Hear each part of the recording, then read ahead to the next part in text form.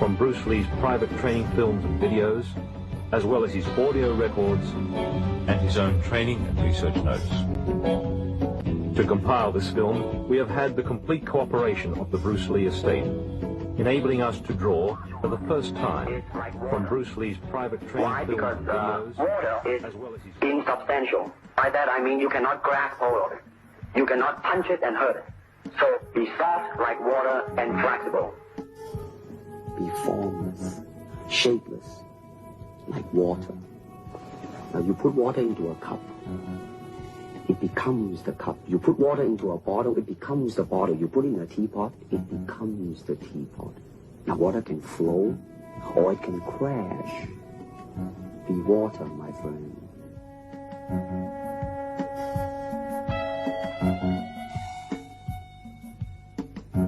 I started training with my dad really as soon as I could walk. I mean, my dad was a really diligent trainer. He always had people over at the house practicing. My dad had a circle of students that were close to him, and so they were friends of our family. And one of those men, Danny Inosanto, continued to be my teacher, so it's kind of a nice unbroken line. I have his books at home with all of his underlining and his notes in them, and it's fascinating to see where he drew his sources from, from what sources he drew.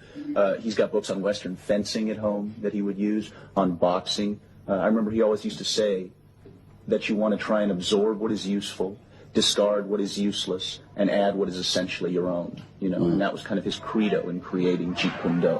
When people ask me the question in interviews generally what my style is, I usually say, well, my father created the art of Jeet Kune Do while he was alive, and I have been trained in that.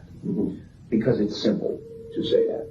However, I actually truly feel that it's a little bit too simple to say that, because Jeet Kune Do was my father's very personal expression of the martial arts. He intended it to kill a lot of sacred cows. So I always feel a little bit silly saying that I practice Jeet Kune Do, although I certainly have been trained in it.